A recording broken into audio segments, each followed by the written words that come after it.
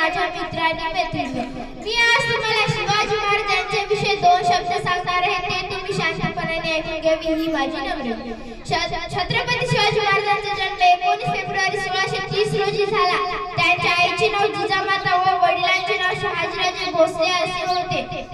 छत्रपती शिवाजी महाराज हे मावळे घेऊन रायरेश्वराच्या मंदिरात स्वराज्य स्थापनेची शपथ घेतली. एवढे बोलून मी माझे 2 शब्द संपवतो. जय हिंद जय भारत. सह्याद्रीच्या कुशीतून एक हिरा चमकला, सह्याद्रीच्या कुशीतून एक हिरा चमकला, भगवतीला चंदनाचा सुंदरीवर प्रकटला, भगवतीला चंदनाचा सुंदरीवर प्रकटला.